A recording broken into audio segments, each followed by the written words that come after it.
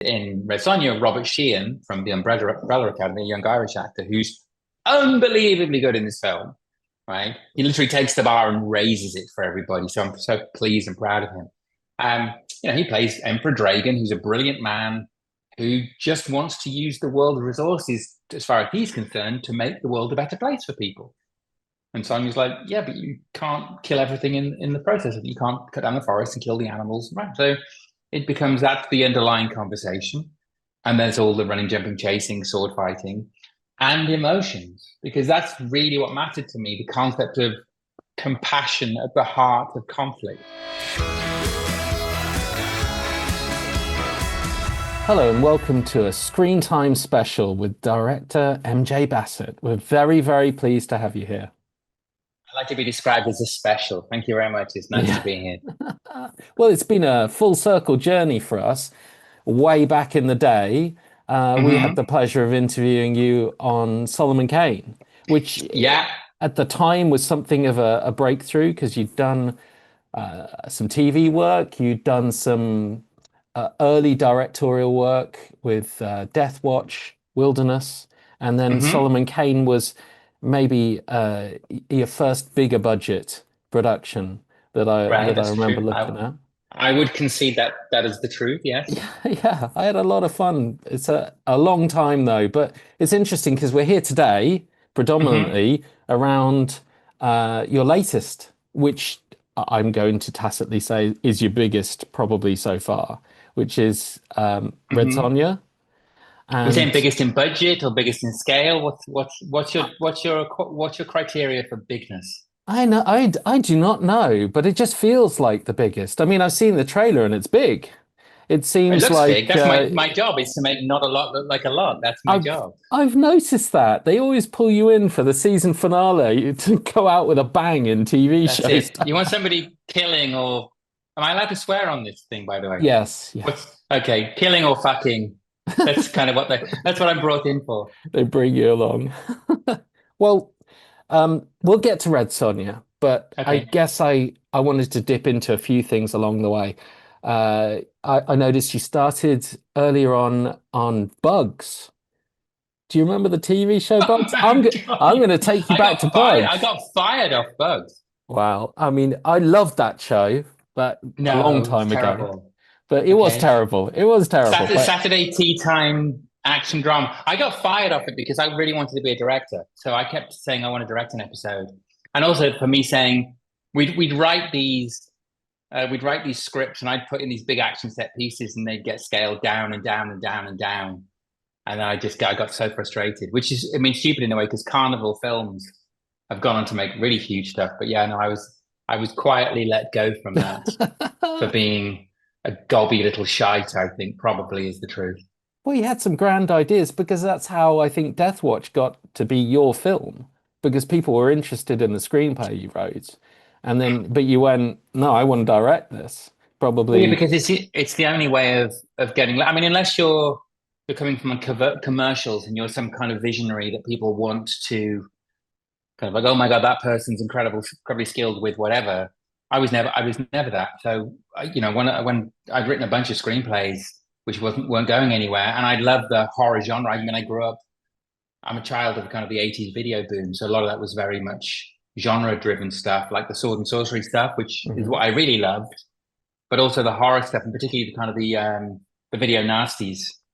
So the Wes Cravens and the Sam Raimis and the John Carpenters of the world, and the Tobe Hoopers and all those guys. So to figure out how to get into the business, it was like the way in is always horror. Seems like it. You can do it on a budget. Well, because you can do it on a budget. It's normally contained. So with Deathwatch, which, it's a long time ago now, so people won't really remember it, but it was a horror movie set in the trenches of World War I. And the key pitch, forget the quality of the script, because that's kind of inconsequential. The pitch was these 9 guys in a hole in the ground. Yes. Right? Yes. And that was kind of an easy thing to conceptually get across the finances. And certainly because I was asked so I got offered, I'd written a bunch of stuff, couldn't get it off the ground. Some of those scripts I'm still trying to get made, so never give up. I wrote this thing and about 7 or 8 companies wanted it. So I knew I was onto something. It was a good script, I have to say. It was a good script. And they, and I said I want to direct, and I'd made some short films, so they saw the short films, and they were like, we don't think so. And then little by little, that list got whittled down to, to two, and then three, and then two, and then finally, like one company said, "All right, well," and they gave me a few $1,000s to go off and shoot a scene from the movie, just sort of like a proof of concept that I was even capable of doing it. And you did it.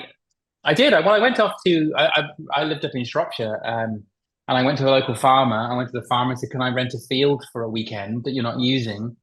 And I got some earth moving equipment. I dug a trench. I dug a World War I trench, and I went to the local army base, and I borrowed a load of ammo boxes and dressing. And then I had money to actually cast some proper human actors. And one of those proper human actors was a 17-year-old James McAvoy, who I promised to give a part in the feature if I ever got off the ground, and it did. And I offered him a role, and he was doing theatre, so he couldn't be in it. So James McAvoy was incredibly nearly in Deathwatch, but I got Jamie Bell. You got Jamie Bell, yeah. I got Jamie Bell, yeah. But Jamie's the reason the movie got made finally, because he was just coming off Billy Elliot, and he'd beaten Russell Crowe for Best Actor at the BAFTAs. Can you imagine that? You'd beat Russell went on to get an Oscar. So Jamie was sort of tacitly interested in. He didn't want to be a leading guy, but he wanted to be an ensemble, and the movie was very much an ensemble movie. So I went to see Jamie, and this is anecdote I told ages ago, but he was nervous about it, and I was visiting him. He was staying with Stephen Daldry, who directed Billy Elliot, and Stephen had a tennis court, and Jamie was playing tennis, and I said, "Hey, I'll play you tennis to be in the movie. If I beat you, you've got to be in my movie." Oh, so it was like the Wimbledon final. I fought so aggressive. I think he was going to do it anyway, but I fought so aggressively and pounded him into the ground. And I said, "I beat you. Now you got to be in the movie." So that's how I got made. That is such a good story. I don't know if it's true. I mean, like, it's a true story, but I don't know that it was the deciding factor. I think there are probably other things at work, but I love the anecdote. It's still very nice. I mean, it's very nice to think that, back level Hollywood could be. That's how shit gets made. But honestly, that's how shit gets made.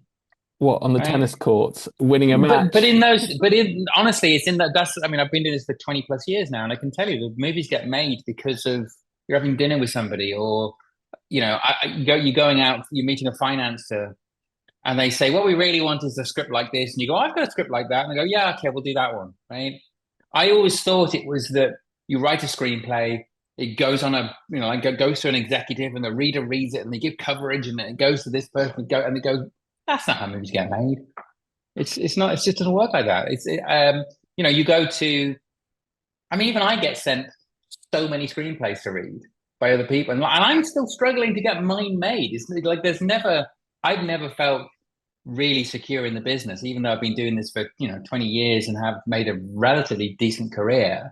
I'm still always slightly like, oh God, where's the next job coming from? What am I going to do?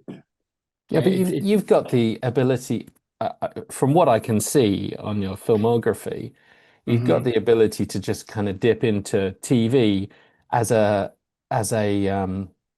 very much called upon for your talents kind of person, because they always. I'm lucky. Yeah. I'm very lucky. Yeah, I mean, but it's one of those things where I only ended up doing television because I went to direct to jail, right? After I made Silent Hill Revelation, which by any metric is not a great movie, even by my own metric. I'm very publicly said it. I know the movie isn't what I wanted it to be, and there's loads of reasons for that. But I'm the director, so I get I take the responsibility. The books, I get the credit and I get the blame.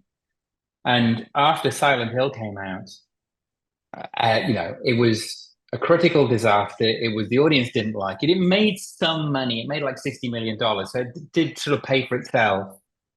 But by nobody's, metric was it a success. And I couldn't get a job. I couldn't get a job. I was desperate. Because the point is that it takes about 2 years to make a movie. Yep. So even though you get paid like a decent amount of money, that fee is spread across 2 years. Yes. Right? So unless you're in the millions of dollars category, certainly wasn't back then. That money, and I don't do commercials, and I hadn't done TV, so I had no other way to make a living. So Silent Hill was I was deeply unhappy personally at the time, for reasons which have obviously become public. You know, this was going on. Um, and I made a movie, and I sort of halfway through the movie, I knew that it was incorrect. I sort of felt that I got it wrong, Yeah. and I didn't know how to course correct it. Right? You feel, and it's an awful feeling knowing something's getting away from you, and you've got 150 people coming to work every day, and you've got to be like, "Yay, let's get on with it." And I'm dying inside, figuring I'm shooting this fucking thing in 3D, which is the worst format ever created, and that was studio. That was studio pressure. Yep. If they were like, "You do it in 3D or you don't make the movie." Well, I'm making the movie, right? So, and this was with the producer of Solomon Kane. So we'd made Kane together, and he's Samuel Hadid, a French producer who died a few years ago, rest his soul. But I know him well. Yeah. yeah, but Sammy had said after Kane, we'll do another movie together, and then he called up and said, do you play computer games? Do you play Silent Hill? I mean, yeah, I love Silent. It's great. I wasn't like a super nerd, but I played it. It's fantastic. And he said, well, I've got the rights and I'm going to lose the rights. And this other director, Roger Avery, who was going to do it, ended up in jail because he'd killed somebody in a drunken car crash. And Sammy, was like, I got to make the movie. Will you make the movie? I said, yeah, I'll make the movie. I said, what kind of movie do you want? And he said, oh, I want this kind of movie. So I serviced his desires for the film, which is not the way to make a movie. That you like with Solomon Kane, it was like, I know what this film is. I am making this movie. Yeah. Right. And for all the fact that there's things I would still change about it, I'm incredibly proud of Solomon Kane because it's me. I mean, that as a filmmaker, that's what I do. And Red Sonja is more or less the same. It went through some teething trouble, but it's still, that's what MJ does. Yeah. Whereas Silent Hill, and I admit, obviously Deathwatch is a pretty good, retrospectively, people really respect Deathwatch. Wilderness was fun and Kane was good filmmaking, and then Silent Hill came along and I just fucked my career. And I was done. I couldn't get to work. And I only got into, and we're coming back to the reason for the television thing. I'd cast an actor called Philip Winchester in Solomon Kane when he was, and Phil had not long been out of drama school. In fact, I'd actually cast Phil in a horror movie that never got made. That's how I knew him. So he'd come, he did a brilliant audition as a young man just out of drama school. And I cast him. Film fell apart on the day that the British government changed like the tax laws or something. So like 50 movies fell apart on one day. And mine was one of them.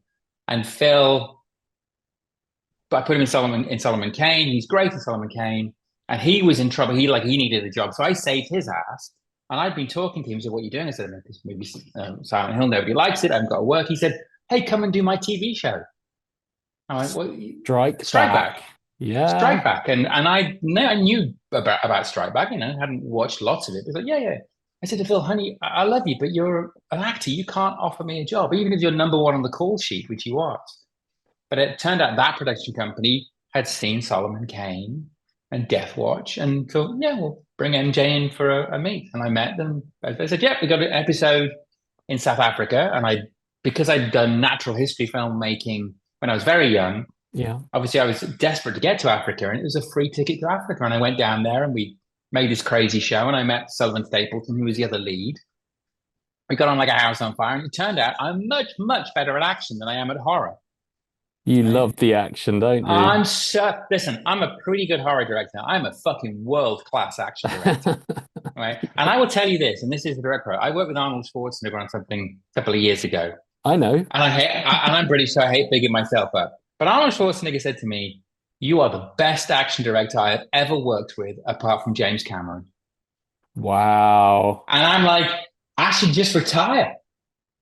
I should quit on my high. Yeah. Now, he probably says that to everybody he works with, but he said it to me. And pretty good. I'm taking that to the bank. I do notice a pattern. I mean, I hinted at it already. They brought you in, I think, for the season 2 finale of Taken, the TV show. Back probably, in the day. I don't remember. Yeah. They brought you into Iron Fist, Night Flyers, Altered Carbon, love Altered Carbon. But Reacher, they brought you in for the season finale of season 1. Terminal List, they had you. No, I did season through episode 3 of Terminal List. Yeah, but then Fubar was the final episode of season 2. Was it the final? No, it wasn't. It 12, wasn't wasn't the it? final. No, no, no. It was the big action episode, right? So Right. in Okay. television, what tends to happen is the penultimate episode tends to Goes be the big. bigger action, and then the final episode is the wrap up. So when I go for an interview for talking about television, I'll generally say to the showrunners or the producers, "Give me the thing that you don't think you can do, or the thing that you're scared of." I mean, mostly it's just give me a damn job, right? So you go whatever you want. And so Nick Santora, who runs Reacher, and the reason I haven't gone back to the subsequent seasons of Reacher is simply because they've never been available. So they're asked every time, and I've just been doing something else, so it's not timing's not worked out. And I've actually just come off doing a Reacher spin-off, which actually was the two season finale episodes, which were the last, the sort of the final, and then the penultimate and Yeah. the big action one. And again, that showrunner, a guy called Nick Santora, basically just says, "Hey MJ, you know the action. I'm not even. I know what the story needs to be, but if you have a better approach to blowing this up or having this gunfight, just go for it." And that all kind of grew out doing Strike Back because I did Yes. so much of that, and that to this day I would still say is probably the best action show. Yeah, it might be the best action show on that's ever been made. I think. I would like to see. There's been bigger action for sure. There's more expensive action, but in terms of crashing cars, shooting guns, flying helicopters, and just gritty on the ground military action, I think it's the best one that's ever been done. Nice. So you're You're going to have doing a comments. Lots of people in your comments are going to go, "What the fuck is she talking about? This oh, is better or that's better." But like I did Terminal List, and I would say Terminal List, which had wall to wall military advisors. And then my episode was not a particularly action driven one. It was the one that kind of ground into the story, when Chris Pratt's character finds out he's got a brain tumor and then blah, blah. So that was much more character driven. But even the big action stuff they were doing at the end, even though I had like all the Delta boys in the world, the Navy SEALs and the Marines, yeah, no, I wiped the floor with them. Strike Back is a whole lot of fun. And I It was a am great, now great show. extra excited about Neegly, assuming they keep that title. That I'm Which her name is Frances Neely. I mean, the show is Reacher, and the next one is Neely, so they're going to it keep did, it. did it work out well? Lots of fun, tough one. I mean, we Canada in the late winter, and then, um, but yeah, I had a good time. I mean, I like these things. Partly, there's a lack of responsibility. I mean, as a director, you're responsible for everything, but as a TV director, if you're just passing through a show, you haven't created it. There's much less responsibility. So I'm only responsible for directly what's on the floor, Yeah. what happens in the camera. So I'll be given a script and I'll say, is this the script you want? This is what you want. This is what you in the studio and the showrunner and everybody else has agreed. And they go, yep, that's what we want you to shoot. I go, great, I'll do this. When you're doing a feature, which I'm writing or producing as well as directing, I'm responsible for everything. Yes. So I'm fighting with the studio. I'm looking at the budget. With something like Neely, it's like I'm saying I want to do this, and then somebody will go, can't afford that. Think of another way of doing it. So it becomes this. For me, doing television is more like a vacation, right? I love it. I mean, I really love it, and I also love it because you meet new actors and you meet Yeah. new crews, and I get to go around the. I mean, I've been around the world on the back of television, and it's fantastic. I went to New Zealand to do Ash versus Evil Dead. It doesn't get any better than that. No, Ash versus Evil Dead must have been a lot of fun. It's a riot. I took over from Sam Raimi. I literally took a show over from Sam Raimi, who I had cut school to watch Evil Dead. Right? I got an illegal videotape under the counter back in the day. I cut school. I got in trouble with the head teacher. I went to the head teacher's office, who said to me, "What possible use is this going to be to you?" Right? There you are taking over Turns from out Sam a Raimi. lot of fucking use, right? Right? Very So nice. that's the thing is like so you don't really know. And I mean, I wanted to be a vet. I didn't even want to be a film director to start with. I mean, that was my great passion. And I think if you waved a magic wand and said, "What would you do?" I'd still be a vet in Africa if I could. Right? Which is one of the reasons I take all my movies to Africa because I like to spend time out in the bush. I did notice that with Rogue and Endangered Species. I did notice Yeah, a flavor for something a bit different there. yeah. Well, because we shot half of Strike Back every year, we shot in South Africa. So, and I also did a movie called Inside Man 2, which is an unworthy sequel to a really, really good movie. But the movie, I mean, Inside Man 2 is fine, but it shouldn't. I mean, it's not a sequel to Spike Lee's amazing movie, but But then they call you up and say, "Do you want to go make a movie?" I said, "Yeah, I'll make a movie," and I had a great time. But I shot that in Cape Town, in South Africa. It's set in New York, and there is one street in Cape Town which has a couple of Art Deco buildings, which look a little bit like New York. So the whole movie is basically set on this intersection. That's a very nice way of doing it, isn't it? The doubles for everything, though. Go to Vancouver. It's Well, Toronto has been New York forever, right? Because we're always, again, the business is entirely about saving money, the tax break. So New York was always terribly. I mean, I've shot a lot in New York, and it's great. I did a show called Power, which was again season finale. I did do all those. Everyone gets killed, or they fuck each other. But so I went to New York and I shot a lot in New York, which is an amazing place. But Toronto for years and years and years, it was a good New York double. And now you go to Bulgaria. I mean, I shot Red Sonja in Bulgaria, and the studio there's got like a couple of New York streets, on the backlot. I'm not surprised. So you're great. I can shoot a bit in New York if I have to. They've had a lot of production shot out there. By now, they should have rebuilt pretty much everything you need. They have, and that's because it's super cheap. Yes. So let's go on that journey. Let's go on the Robert E. Howard, love, swords and sorcery, fantasy, did Solomon Kane. Solomon Kane is Howard. And for those listening and watching, Howard is the guy who created Conan, Cole the Conqueror, Solomon Kane, and Bran McMahon, all those, yeah. Yeah, and in some ways Red Sonja, or at least a version which was then taken in a different direction, a slightly differently spelt Red Sonja. Completely different direction. It's in name only. The front of my movie, Red Sonja, it still says created by Robert E. Howard. It does, but it's someone else's. Which is a contractual thing. It's bullshit, but it's listen, what it is.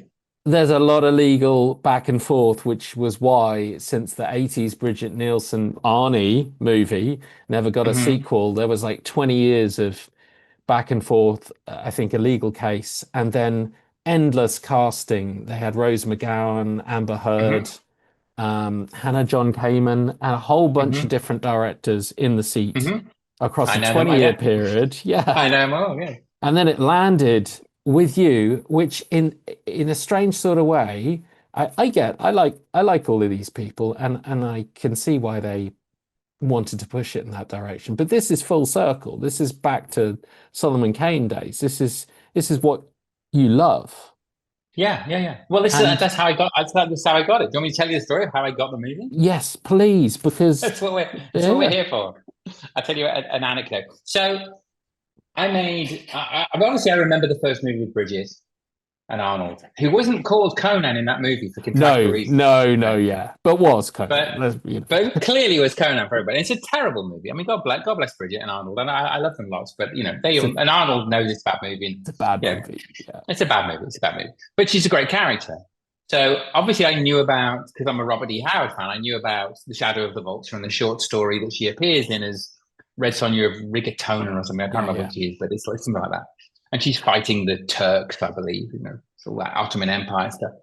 And then Roy Thomas recreated her in 1973 for Marvel, and she became the chainmail bikini barbarian woman who could appear alongside Conan and essentially be a man, but drawn like a woman. Yeah. Which is what I always, it was always that kind of thing. She's very much a male gaze character, and that's fine. That's what it was back in the day. So I made Solomon Kane, and everybody said to me, "What do you want to do next? Right? Do you want to do Conan next?" Not like they had the offer, but it was always that question: would you do Conan? It's like, yeah, I'd do Conan, but I'd rather do Red Sonja. Now, this is me pre-transition, so I hadn't come out. So I was still like a dude with muscles and a beard and all that kind of shit that goes with that world, and they didn't understand. But now, of course, everybody understands why I wanted to do, a strong female character. But the company that owned the rights to Sonja, company called Millennium, and they made The Expendables and Hitman's Bodyguard and all the Has Fallen movies. So they trade in, and they made the Conan picture, the last one with Jason Momoa. So they trade in that genre very much, and they developed it for 17 years, give or take. And I think you said Robert Rodriguez. That poster, that Red Sonja poster, is still hanging in the studio where I was shooting my Red Sonja. With Rose McGowan licking the bloody sword, right? Now you know exactly what that movie would have been. Robert would have done it like a comic book. He would, yes, Right? Sin City style. Sin City kind of vibe, yeah. And God bless him, but that's not me. I don't do that. And then I can't remember who else was doing it. Bryan Singer was going to do it, and Amber was going to be in it, and then Joey Soloway, who created Transparent, was going to do it. And during this time, I'd met with Millennium a bunch of times, and I pitched to do it, and they never gave it to me. Yeah, that's fine. Kane's great, but didn't really make any money, and we're looking for a bigger name director. And I was doing more and more TV, and I hadn't done a movie for a while. And then I kind of started making these little movies again, which are all pretty decent. And so I'd met them as they were sort of Joey's development of the script wasn't really working, and she didn't feel like she was going to do it. Excuse me, they were going to do it. And I remember meeting with Millennium, and simply it had fallen apart. And I just said, "Are you just going to offer it to me now, then? Right? Just what are you waiting for? I am the most qualified person in this town to make this movie." And they looked at me like I was crazy, and they said, "Are you serious?" I said, "Yeah, just give me the goddamn picture. What's the matter with you?" And they called the next day and said, "Are you serious? You want to do it?" I said, "Yep." They went, "Okay, it's going to be very low budget for what you need to do. It needs to be shooting in 3 months' time in Bulgaria because the rights are coming up. You reckon you can do it?" And I went, "This is my world, right? Not much money, lots of pressure. Give it." And Hannah John was attached to Jerry's thing. I thought, no, I want to start again and just flatline it. They'd had a script which I read and went, "No, it's not really me." But so I used it. I used the bones of that script, and I wrote something that I wanted to do. And whether you like the movie or not, I mean, that's going to be everybody's choice. But that's the movie I wanted to make. Very nice. And you got Matilda Lutz on board. Mm-hmm. It was fierce in Revenge. That's the thing. That's what everybody knew. So Millennium really liked Matilda. I mean, I auditioned lots and lots of women for it, and they were, from like MMA fighter types who were just all the physical, without maybe the subtle. Yeah. And I wanted to make a movie which, I think previous draft of the script in Joey Soloway's was very much about a kind of a male-female divide, the feminism and the gender issue. And even though I am who I am, obviously gender issues are very important to me, I did not want to make a movie about that. Yeah. Right. So in my Sonja, I don't think anybody mentions she's a woman. Right. It's just not an issue. Right. There are men, there are women, there are more strange-looking humanoid creatures, there are cyclopses, it doesn't make any difference, right? You're just a person in the world. Yeah. What I was looking for, again, because I'm an environmentalist, I wanted to make something which had a richer theme about environmentalism and just protecting the world from, in this case of this movie, through industrialization or the coming of development. And in Red Sonja, Robert Sheehan from the Umbrella Academy, a young Irish actor who's unbelievably good in this film, right? He literally takes the bar and raises it for everybody. So I'm so pleased and proud of him.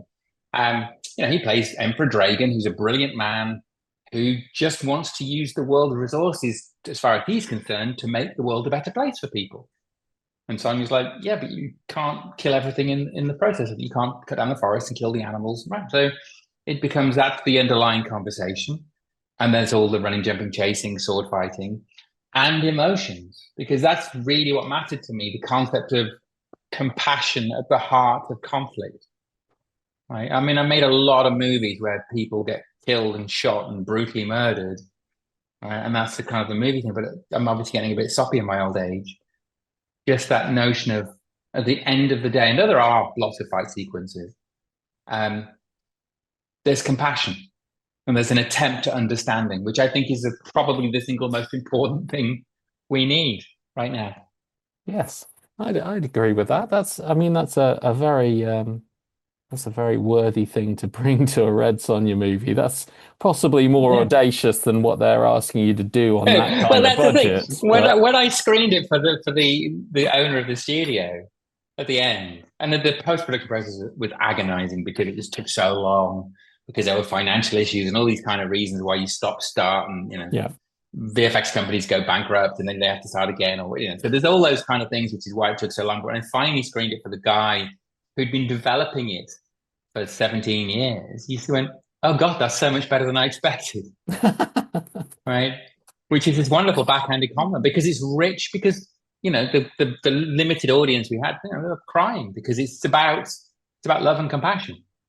I wanted to be, and maybe it's the wrong place to put it in a Red Sonja picture. In my opinion, it's exactly the right place to put it. In the same way that Solomon Kane it's a much darker movie, and it's about man looking for redemption and trying to find his God and his belief system.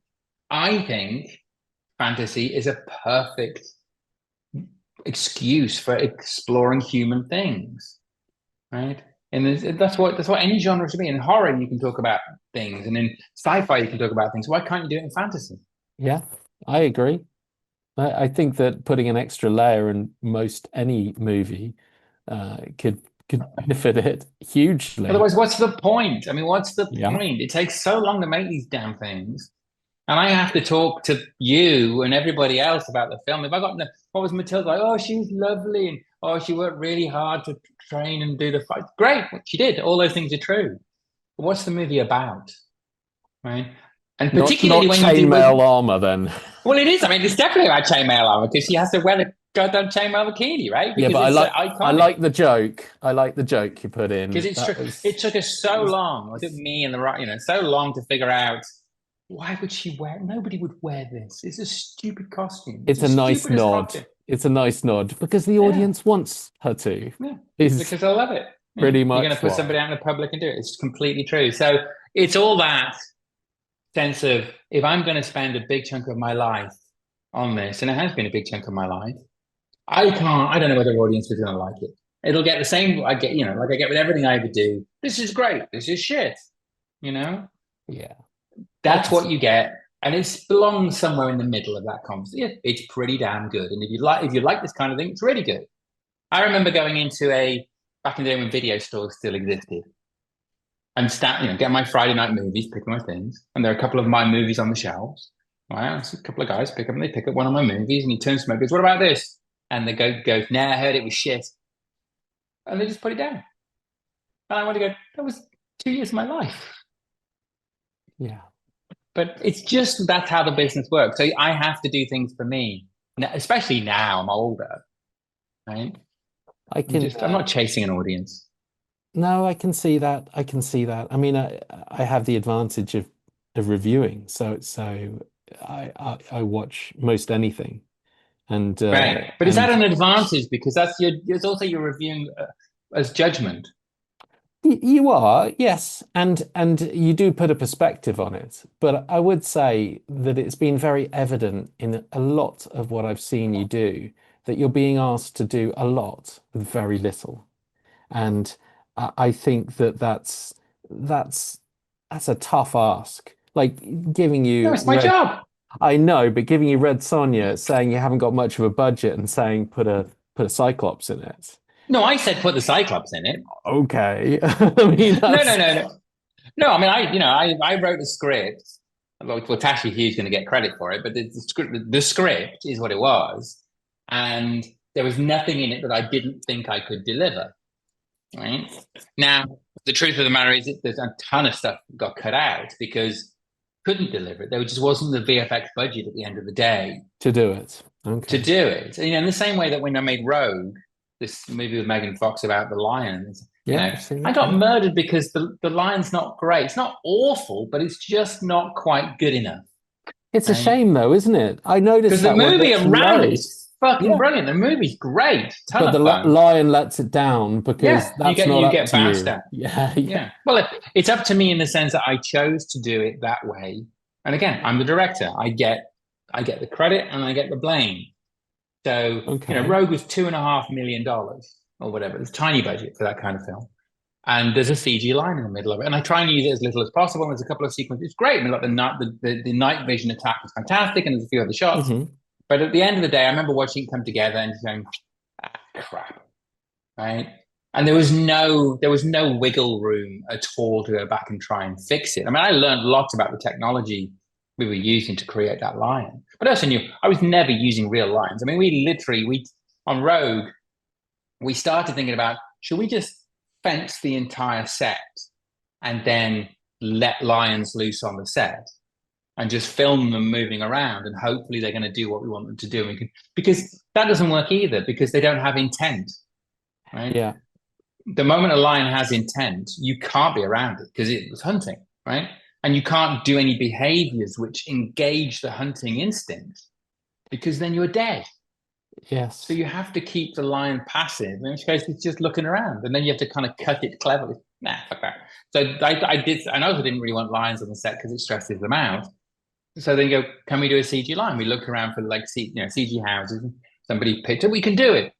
And yeah, but you couldn't. And honestly, there's going to be some shots in Sonja where you just go, oh yeah, another $1 million would have been great, but it doesn't work that way. How do you find the technology? I mean, we're digressing on it, but I'm intrigued because you have had to work with a lot of effects over time. How do you find the technology now, and what do you think that AI is going to bring to the table? Weirdly enough, it feels like CG is going backwards. Okay. I don't know why. It's also to do with how we're viewing it a little bit as well, because the moment, like when I just come back to Rogue, when I reviewed Rogue in the proper grading theater, uncompressed, it's like, it looks okay, right? It's not great, but it's okay. We can get away with it. The moment it got compressed to go to Netflix or Amazon, it fell apart, right? Because there's a flattening process that takes place. So if you watch, Avengers, Endgame, and watch it on Netflix or wherever, the effects don't look very good. They look flat and 2D. It's just a process of the compression algorithms they use, right? And also, not to get too technical, well, actually, your people, this audience probably does want to get technical. The nature of black, the blacks don't work, right? So the color space, blocky, they get blocky, but it's not just that. It's the color space that you do CG in and the color space that you shoot in are not very compatible. So when I did Rogue, I thought I was cleverly going to put the lion at night all the time, which actually was the worst thing to do to it, right? Because the blacks don't work. Right. So I shot it during more artificial. Much flatter is what it looked like. It looked like a layer on top of the existing world. And that was, there's obviously a budget issue with that as well, but it's just the nature of how we're viewing our things a little bit. So, and I think as a filmmaker, you've got to be smart and try and view it in the way that the audience are going to, and mostly people are going to see it on their whatever OLED screens or whatever the new technology is. I mean, I guess the people probably watching this on your particular forum are across their settings, right, on their TVs. No other human beings in the world are. No, I know. Mostly they're watching it on their damn phones. Yes. You know, so there's this whole thing of like, I don't know how to supply it to you in the best way, because there's now so many ways of you watching it. And the thing that has to be then the thing that has to be paramount has got to be story and character. Yeah, right? I can see. Now, the AI conversation is an interesting one because clearly it's going to become a very important part of our process. I don't want anything to do with it. I won't use it at the moment. I mean, I had one of the actors tragically in Red Sonja tragically died before he got to do his ADR, his additional dialogue recording. Yeah. And there was only 3 lines we needed from him. And there was a big debate. Should we, we could just do a button and use it on AI right now. Feed all his dialogue in and we can spit these 3 lines. And we said, we said collectively as a group, we're not doing that. So we had an impressionist come and do his voice. And you can't tell him. This was an agreement with his family. Yeah. Right. So, but then I see that, the AI slop that's coming out. And I'm again, somewhat in opposition to filmmaker friends of mine who are like, yeah, you will utilize it for this and we can do that. And you can do it. It's completely helpful, particularly for low budget filmmakers. You can plug a ton of gaps. Like even in my Adobe Premiere that I cut, this movie on, there's an AI setting where you can extend the shot and it will interpolate the missing frames and add those for you. right? Oh, I mean, it's crappy at the moment, but I mean, we're a year away from it being amazing, Yeah, exactly. If right? that. Yeah, exactly. If that, but I sort of what's going to happen is there's going to be this bifurcation in the industry where the Marvels and the Disneys and the big studios are going to use AI. They're just going to, right? Because it makes their bottom line better. Yes. But you're going to, in the way that vinyl has never fully went away and film never fully went away, there's going to be this move to this is an entirely human production, right? Hmm. You'll see a sticker, no AI used, right? No, I really think that'll be the case. Right? I'd So love you to see that. and it'll Sorry, be I a laughed because there's a poster for Liam Neeson's Naked Gun movie which says no AI used, all and right. There you go. he's got 10 fingers. Yeah, So that's right. it's I saw. Yes, it's true. It's but true. but But I think I that's think I yeah, could see that. That could be something to celebrate. Like yeah, yeah. So analog. It's not quite going to be analog because obviously we're shooting digital, but it will yeah. be that notion of I want something which I know has been generated by human consciousness and has that engage. I mean, even if it's flawed, which it will be, because humans are flawed, and that's great. But it's like I've made the shitty decision and not an algorithm. Yeah.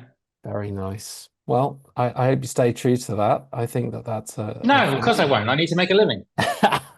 What a journey, though. I mean, I gotta close out by saying I'm very jealous. I mean, the way you started, everything you got into, it would be a dream for me back when I was probably a comparable age to the way you were when you started. I was writing, I was interested in screenplays. This journey, this idea, and everything you've accomplished, you know, pushing away in there, flipping off the back of Silent Hill to go into TV and then making a name for yourself in action. I mean, Mm, it's amazing. It's very impressive, and thank you. yeah, it's a beautiful journey. I can't wait for Red Sonja. Can you give us any clue as to what you might be doing next? No, because I don't know. I have three movies sort of circling, which, and again, this is the business. It's all about casting. It's all about financing, right? Because again, I live in the indie space rather than the studio space, and that's just how my career went. I've met studios, and I'm sort of too old now. They're looking for a certain kind of filmmaker, which I don't, and I would far rather make something for £500,000, which I have full control over. So there's a kind of couple of really low indies that I'm trying to figure out how to finance. There's a like a political thriller out in Thailand. There's a movie with Arnold that I want to do, which again we're waiting to see about whether that can do. It's just a three of us, a military action thriller up in the mountains, which is my kind of first blood meets man on fire, Nice. which I really want to do. So we're casting all of these at the moment, and ultimately it's going to be the first one that gets cast with a person who green lights the movie from a sales point of view because it's just money. Yes. It's horrible, but that's the industry. If somebody thinks they can make money, you're good to go. If they don't think they can, you'll never get anything made. And it's it's art versus commerce all the time. And I live in a slightly commercial space because I make genre, right? But I don't know. Like I don't know if Sonya's going to make any money for anybody. I hope it does. It wasn't terribly expensive, so it will turn a profit. But if they do, they'll Right? want that to be a franchise. They do, and I set it up for a franchise. I'm going to completely set it up. Whether I'm the one who's going to do it, I don't know because I don't know if the studio will ever talk to me again. But it's one of those things where yes, it should be, and even if this movie doesn't work, and then there'll be a gap, and then somebody else will try. I mean, she's not going away. She's an Yeah. iconic character, but she's also a character who you can rewrite depending on what you want from her. So the Red Sonja in this movie is my Red Sonja, and I guarantee she's not lots of other people's Red Sonjas, but it's mine. It's very nice. Very nice. Well, I can't wait for it. I have watched the trailer and I am very much on board with checking out your Red Sonja. It's Thank you. been I hope you an enjoy it. absolute delight catching up with you. Too long coming. Thank you so much for spending the time with us. You're very welcome. Let's do it in another 10 years. Absolutely. Okay. Thank you. Goodbye. Bye.